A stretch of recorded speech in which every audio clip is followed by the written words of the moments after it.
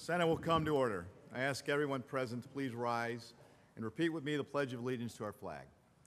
I pledge allegiance to the flag of the United States of America and to the republic for which it stands, one nation, under God, indivisible, with liberty and justice for all. In the absence of clergy, I ask everyone present to please bow their heads in a moment of silent reflection and prayer.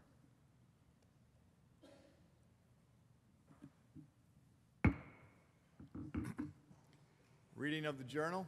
In Senate, Wednesday, March 30th, the Senate met pursuant to adjournment. The journal of Tuesday, March 29th was read and approved on motion. Senate adjourned. Without objection, the journal will stand approved as read. The presentation of petitions. Messages from the Assembly.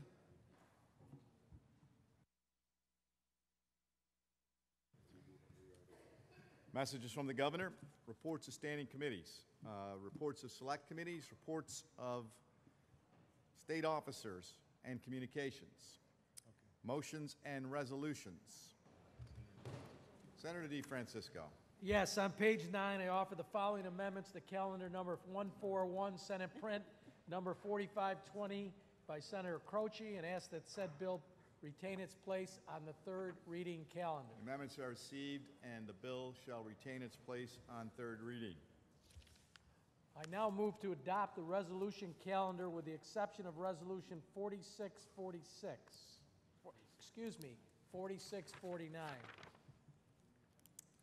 All those in favor of adopting the resolution calendar with the exception of resolution number 4649 signify by saying aye. Aye. Opposed, the resolution calendar is adopted. Senator DeFrancisco. Now would you please take up previously adopted resolution number 4407 by Senator Nozzolio, read it in its entirety, and then call on Senator Nozzolio. The Secretary will read. Can I have some order in the House, please? Thank you. Legislative Resolution number 4407 by Senator Nozzolio, congratulating the South Seneca girls varsity basketball team upon the occasion of capturing the New York State Class C championship. Whereas, excellence and success in competitive sports can only be achieved through strenuous practice, team play, and team spirit, nurtured by dedicated coaching and strategic planning. And whereas athletic competition enhances the moral and physical development of the young people of this state, preparing them for the future by instilling in them the value of teamwork, encouraging a standard of healthy living, imparting a desire for success, and developing a sense of fair play and competition. And whereas the South Seneca girls varsity basketball team captured their second New York State Class C championship in school history with an exciting 63-49 victory over Pine Plains on Saturday, March 13, 2016 at Hudson Valley Community College in Troy, New York.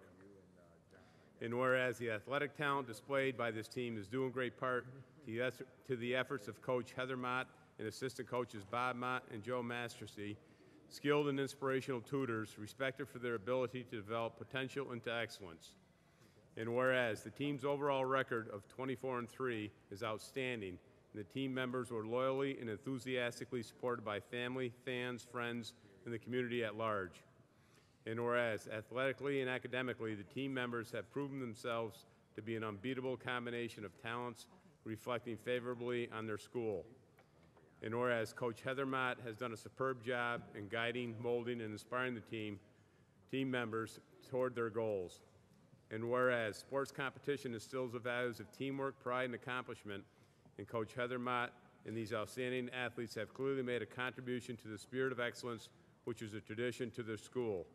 Now, therefore, be it resolved that this legislative body pauses deliberations to congratulate the South Seneca girls basketball team, its members Jade Parsons, Skylar Shawless, Kelsey Shawless, Laura Wickoff, Sarah Albro, Emily Lavarnway, Mackenzie Kenyon, Bailey Mingus, Alicia Panapinto, Hannah Pagorni, Mary Kate Baltamenti, Coach Heather Mott, assistant coaches Bob Mott and Joe Mastersy, and manager Morgan McGonigal, and their outstanding season and overall team record, and be it further resolved that copies of this resolution suitably engrossed be transmitted to the members of the South Seneca girls varsity basketball team and to Coach Heather Mott.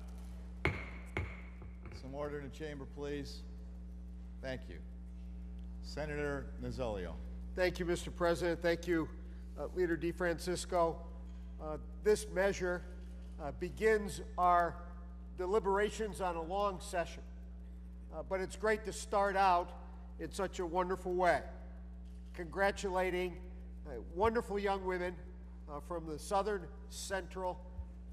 Seneca Central School, located in southern Seneca County.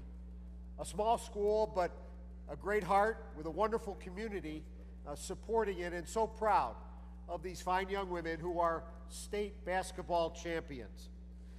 They got there through hard work, determination, and great coaching.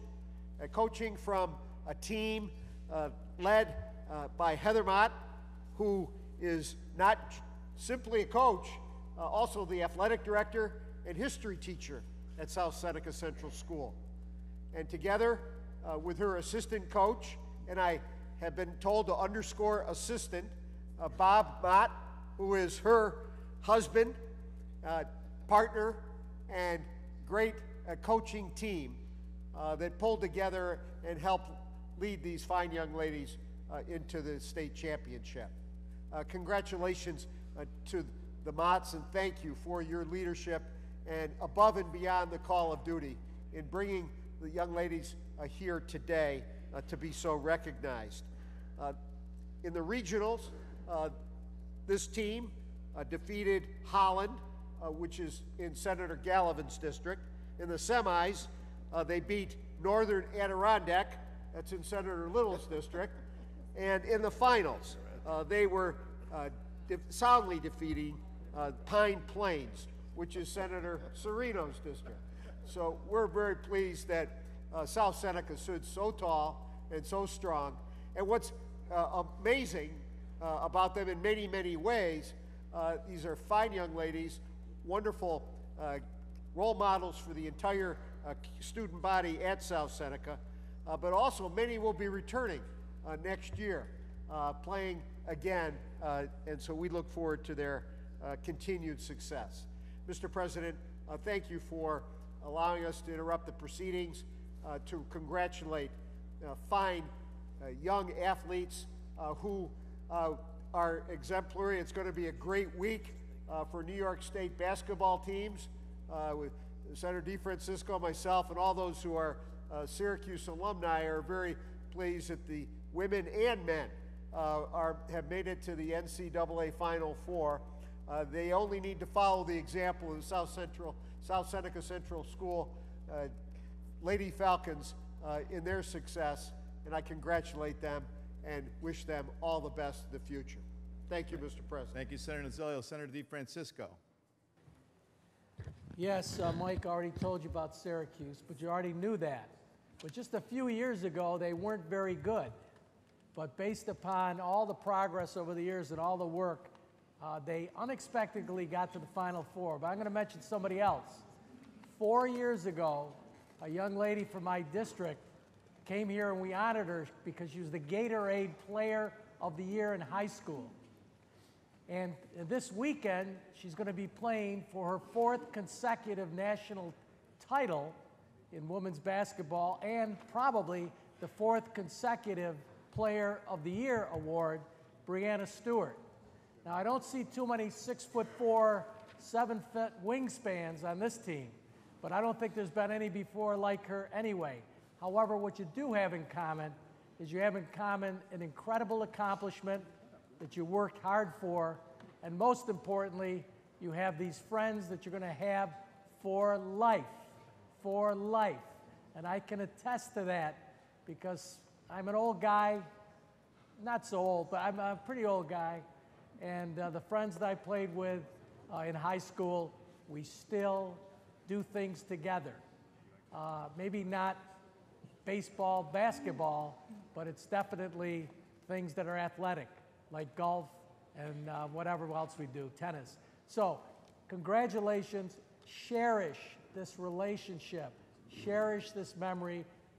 People with you are going to have your back your entire life.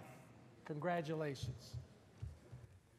Thank you. As noted, the resolution was previously adopted on St. Patrick's Day, March 17th of this year. We congratulate all of the young ladies, the coaching staff, and their parents for the support they've given them. To all the young ladies, if you'd please rise from South Seneca Girls Varsity Basketball.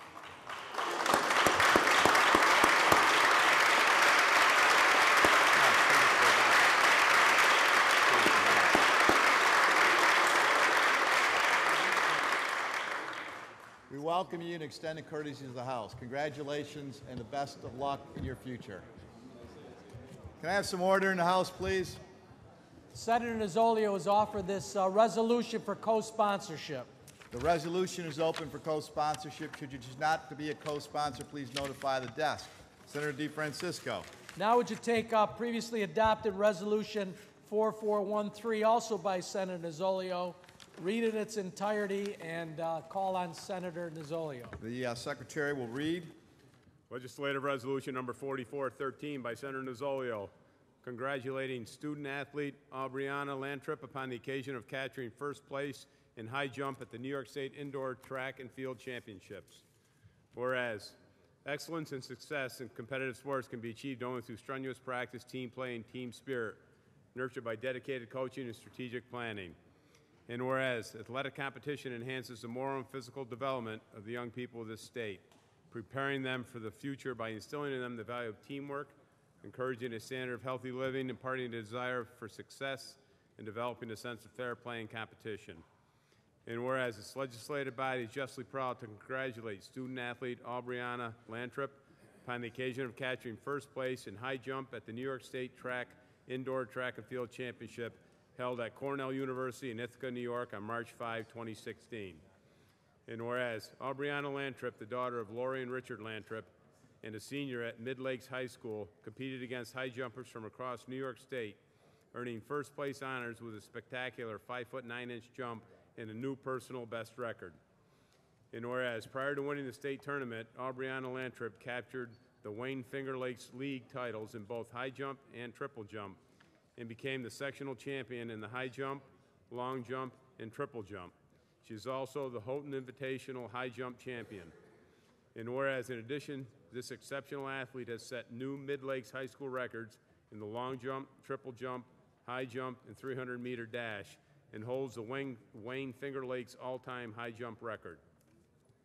And whereas the recipient of numerous awards and honors, Aubriana Lantrip was presented with the Rochester Winter All-League Award, the Wayne Finger Lakes Most Valuable Female Athlete Award, and the Section 5 Class C Outstanding Female Field Athlete Award. And whereas, moreover, Aubriana Lantrip was selected to the All-Greater Rochester First Team, it was named both Athlete of the Year and All-Star Team Member by the Canandaigua Daily Messenger. And whereas Aubriana Lantrip's overall performance is outstanding, she was loyally and enthusiastically supported by family, fans, friends, and the community at large. And whereas sports competition instills the value of teamwork, pride, and accomplishment, and Aubriana Lantrip was clearly made a contribution to the spirit of excellence, which is a tradition of her community and school. Now, therefore, be it resolved that this legislative body pauses deliberations to congratulate student-athlete Aubriana Lantrip upon the occasion of capturing first place in high jump at the New York State Indoor Track and Field Championships, and be it further resolved that a copy of this resolution suitably engrossed be transmitted to Aubriana Lantrip. Senator Nozzolio. Mr. President, on the resolution. On the resolution. Mr. President, my colleagues, I rise with great pride in welcoming Aubriana Lantrip, her mom, Lori, her brother, Tyler, here to the proceedings of the State Senate, recognizing Bree's significant achievements in the field of track and athletic competition. That the resolution chronicles her many accomplishments. But behind each and every one of those accomplishments is a series of hard work and dedication. Track is a team sport, but a very individual sport. And these records that Bree continued to set established herself as the premier woman athlete in all of the Finger Lakes region. Bree is much more than an athlete. She's indeed a scholar athlete who will be going to the University of Iowa, a Division I Big 12 school that will, Big 10 school that will certainly enhance the competition that she so readily accepts and the challenges, athletic challenges that she enjoys. More than that, though, she is a wonderful citizen of New York, one who is articulate, dedicated, very caring, respectful, and one who, I believe, will have a wonderful future in whatever she chooses to do. Frankly, in my experiences with her, I think she would be a wonderful leader someday, maybe even someone who, when she comes home after her track and field career is over, to come and be involved in New York State government and possibly even serve in this chamber someday. Mr. President, we are indeed fighting hard for educational assistance, but the product of that assistance, as we deliberate our budgets later today, the product of that assistance is so well represented here today. First with the South Seneca basketball team, the women's state champion, and now with Bree Landtrip, a indeed state individual champ that is the pride of the Finger Lakes region. I am so pleased to have them here today. Thank you for coming to receive the recognition that you women athletes deserve, well deserved. Congratulations to Bree, to the South Seneca Falcons. Mr. President, I'm very honored to present these resolutions and to have my colleagues support them. Well, thank you, Senator Nozzolio. And as indicated, that resolution was also adopted on March 17th of this year. We want to congratulate and recognize Brianna Landtrip and her family for being here. Best wishes to you. Please rise and be recognized.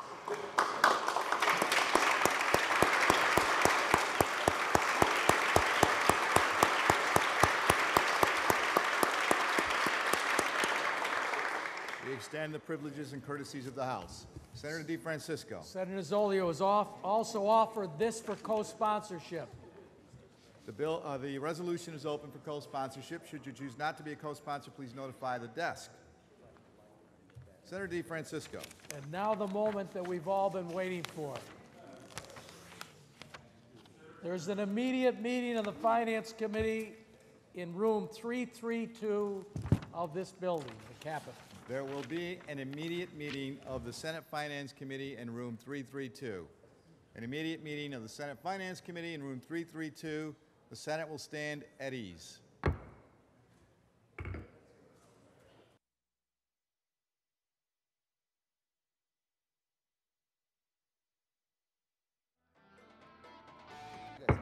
Senate will return to order. Senator DeFrancisco. Mr. President, is there a report from the Finance Committee at the desk? There is a report of the Finance Committee before the desk. I will have the Secretary read. Senator Young from the Committee on Finance reports the following bills. Senate Print 6405C, Senate Budget Bill, Enact Intentionally Omitted. Senate 6407C, Senate Budget Bill, Enact Intentionally Omitted. And Senate 6408C, Senate Budget Bill, Enact Intentionally Omitted. All bills reported to direct to third reading. Can we please call up calendar 514? Senator DeFrancisco, I'll entertain a motion to accept the Committee on Finance report. I definitely want to do that, yes. All in favor signify by saying aye. Aye. Opposed? The Committee of Finance report is accepted and before the House. Senator DeFrancisco? Now, I'd like to take up 514, the calendar, and ask if there's a message of necessity at the desk. We're going to have a substitution on that first, Senator DeFrancisco. We are. I didn't know that. Secretary will read. Senator Young moves to discharge from the Committee on Finance Assembly Bill number 9005C and substitute the identical Senate Bill 6405C, third reading calendar 514. All right. Substitution is so ordered. There is a message of necessity before the desk, Senator DeFrancisco. And there is on the substituted bill as well? Absolutely. All right. That's good. Could you call that bill up? Okay, I'll entertain a motion on the message. All in favor signify by saying aye. Aye. Opposed? The message of necessity is accepted, and the Secretary will read. Calendar number 514, Assembly Budget Bill, Assembly Print 9005C, Enact Intentionally Omitted. Laid aside. Calendar number 515, Senate Budget Bill, Senate Print 6407C, enact intentionally omitted. There is a message of necessity before the desk. All in favor of accepting the governor's message of necessity signify by saying aye. Opposed? The message is accepted. The secretary will read. Yes. Read the last section. Lay it aside. Senate 516, Senate Budget Bill, Senate Print 6408C, enact intentionally omitted. There is a message of necessity at the desk. All in favor of accepting the governor's message of necessity signify by saying aye. Opposed? The message is accepted. The bill is laid aside. Senator DeFrancisco, that completes Yes. non-controversial reading. Would you now take up the controversial reading? Secretary will ring the bell. Can you- Secretary will read. Calendar number 514, Assembly Budget Bill, Assembly Print 9005C, enact intentionally omitted. Senator Gianaris. Mr. President, I believe there's an amendment at the desk. I ask that the reading of the amendment be waived and that Senator Squadron be heard on the amendment. Senator Gianaris, I have reviewed the amendment that is before the desk and rule it out of order. Therefore, I will call upon Senator Squadron. Well,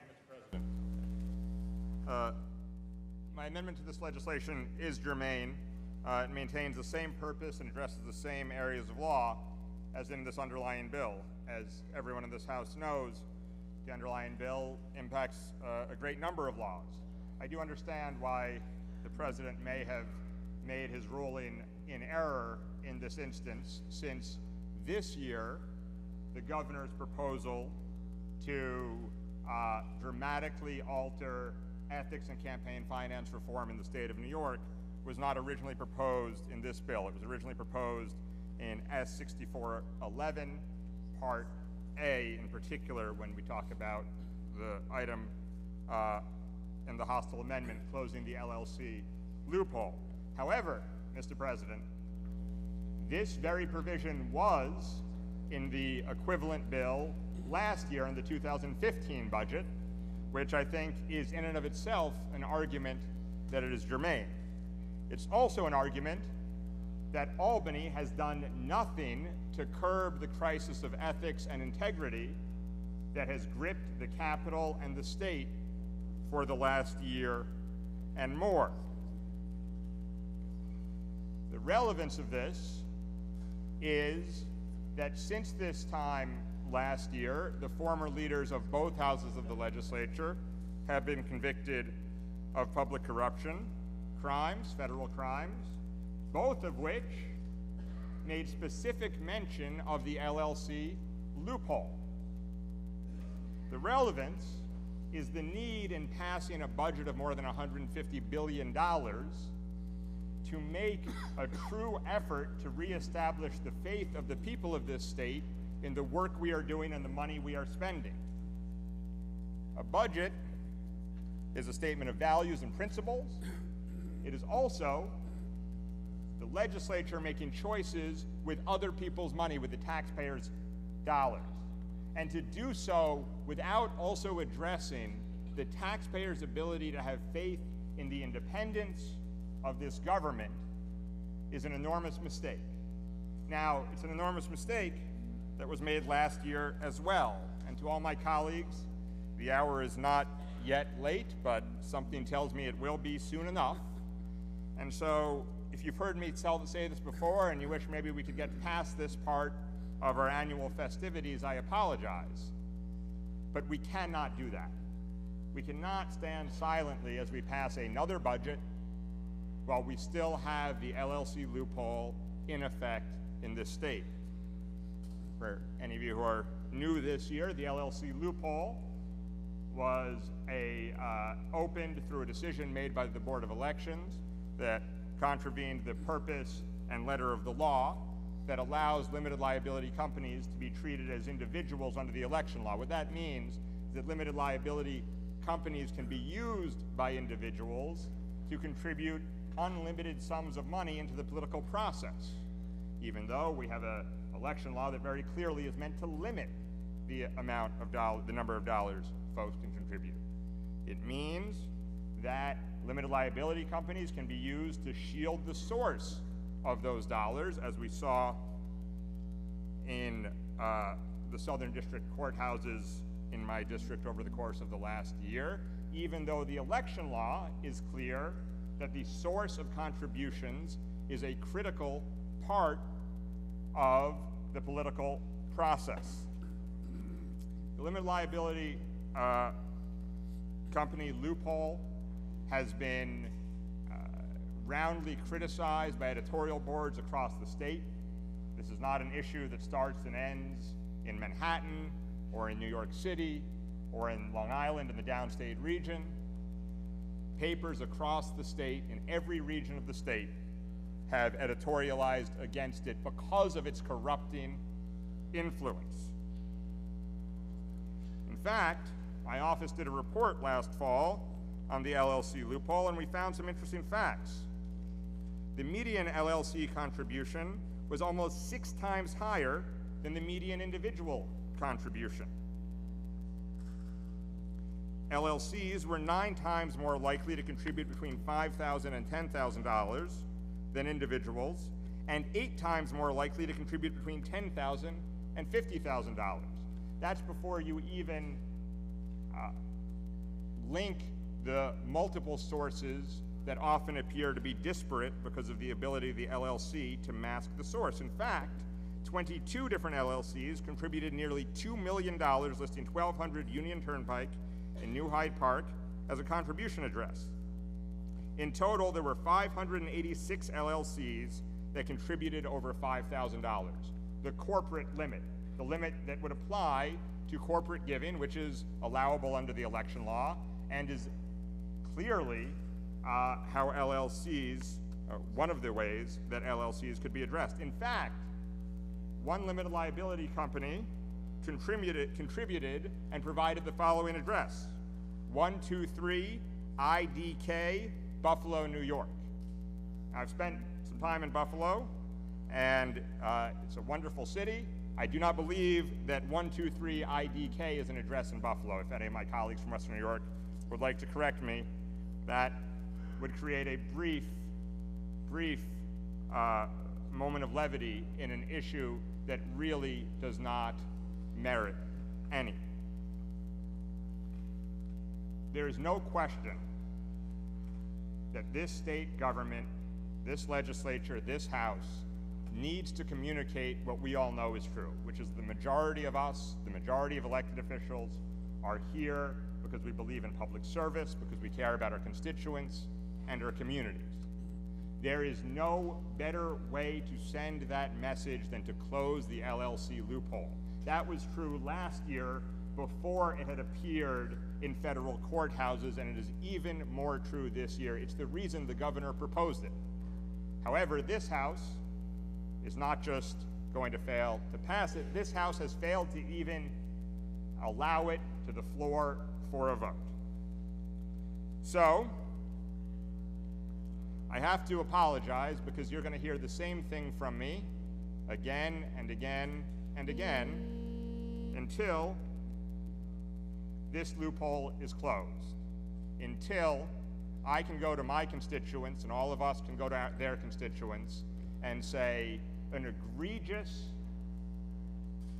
error that allows small numbers of heavily funded interests to have an outsized influence in our state government while masking who they are is no longer possible. You should not need to be Sherlock Holmes to follow the money in New York State politics. You should not need to be a broken record to do something that we all know is the right thing to do. I urge folks to vote to overrule the chair about the relevance of this amendment. There's no question. If you look at the history of this very provision in this bill, it's relevant. There's no question that were we to attach this, it would pass without delaying the budget, since we know the Assembly and the governor both support it. It is doable, it is solvable.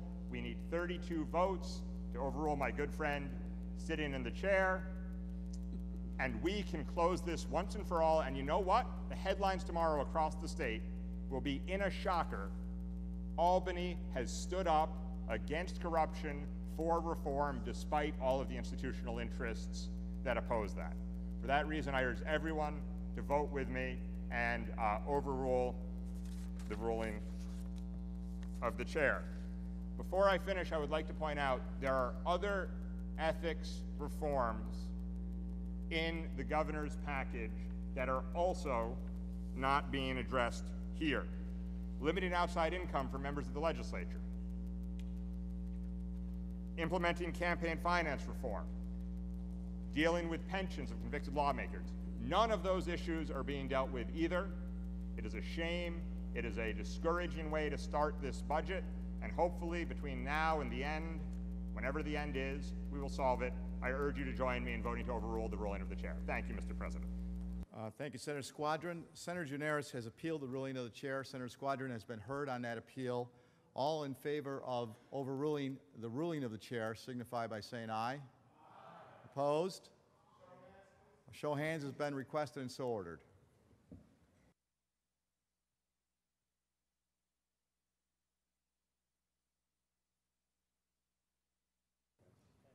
Announce. Ayes 25. The ruling of the chair is sustained. The bill is before the House. Senator Gianaris. Mr. President, I believe there's another amendment at the desk. I ask that the reading of this amendment be waived and that Senator Krueger may be heard on the amendment. Senator Gianaris, upon review of the amendment that has been submitted, I view it and rule it not germane to the bill and is accordingly out of order. I would like to appeal from the decision of the chair and ask that Senator Krueger be heard on the appeal. Appeal is so requested and Senator Krueger is so recognized. Thank you, Mr. President. Like my colleague before me, I am convinced that my amendment to the budget bill is germane because it does not unreasonably expand the object of the underlying bill, maintains the same purpose, and addresses the same areas of law. My amendment offered today would add or allow the addition of $285 million for allocation to cities, towns, and villages through the Aid and Incentives for Municipalities program under local government assistance in the Public Protection and General Government Article 7 bill. This program, known as AIM, is probably the most effective property tax relief program in the history of the state, and when sufficiently funded, it has effectively suppressed the growth of municipal property tax levies. Under my amendment, AIM funding would increase by nearly 40% compared to current funding in the next fiscal year. By the way, we have in the past funded AIM at a significantly higher level than we are funding it this year, including more money than this amendment proposes. And of course, we ended AIM for New York City several years ago, promising to give it back, but never giving it back. AIM funding has provided significant municipal property tax relief since local governments across the state are under immense fiscal stress due to unfunded mandates, the aftermath of the Great Recession, a declining property tax base, and now a 2% cap on property tax levies, or less, depending on the previous year's CPI. In fact, this year, the growth in property tax under the cap is minuscule. So growth in AIM funding is more critical now than ever. The time has come to restore AIM funding, and I believe that if we were to support this amendment to this specific bill, we would be applauded throughout the state by counties, towns, and localities. Now, I sat through the budget hearings with my colleagues, many of them here, but specifically with Chair Kathy Young through 95 hours of budget hearings. And I can't even tell you how many different people testified about the desperate need for additional state funding to the localities so that they could meet their basic needs. Each and every one of us has constituent local governments, county governments, municipal governments who have pleaded with us just to share a reasonable amount of AIM funding with them at home. The whole concept is revenue sharing. Most of our localities have no ability to tax themselves other than through the property tax system without our permission. They are limited on what they can draw from property taxes, both through policy and through the local politics of the reality. The state of New York has year after year been expanding our budget while reducing the amount we give to our localities. To some degree, we balance our budget on the backs of our local governments not getting adequate funding from us. This would be a tiny step in the right direction in a budget anticipated to be over $150 billion. I will note, but I will go back to later, that we are being provided on our desks a projected spending finance plan for the state budget, which I find a little ironic because we don't have any of the appropriation bills even having moved through LRS. So how can we possibly know, as we discuss the appropriation bill tonight, what the actual revenue for the state of New York, what the actual projected expenditures for the state of New York are? As is often the case when we deal with the budget, we take things out of order. We don't learn the information until literally when we're asked to vote on it. And tonight, we're being handed a document that purports to show us some of the key numbers of the state budget without even having those bills exist. It's a tad confusing, but I digress. To go back to the importance of my amendment, in a budget that will conceivably be, according to this document without backup yet, $155.6 billion, $115.6 billion, you think we could come up with a little extra money for our localities who are so desperate for it through an increase in the AIM funding? I am hoping that my colleagues will join me in agreeing this is not only critically germane, but absolutely one of the right things for us to be doing here before we complete the budget process. Thank you, Mr. President. Thank you, Senator Krueger. The question is on the ruling of the chair for procedural purposes. All those in favor of overruling the chair signify by saying aye. Show of hands, please. Show of hands has been requested and so ordered. Announce. Ayes 25. The chair's ruling stands. Mr. Bill.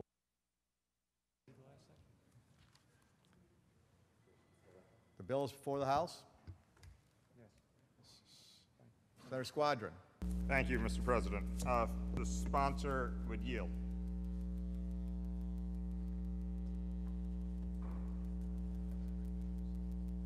Sponsor will yield. Senator Young, do you yield for a question from Senator Yes. Squadron? Yes, I Sponsor yield. yields. Senator Squadron, I think we have an issue with your mic there. If somebody No, can it's fine. address. Thank you. I think I'm okay. Okay, thank you. I thank the sponsor. I think the microphone issue is dealt with. I would ask, are any of the provisions of the governor's proposal from 6411, the Good Government and Ethics Reform Proposal, included in this bill before us, the Public Protection General Government bill before us?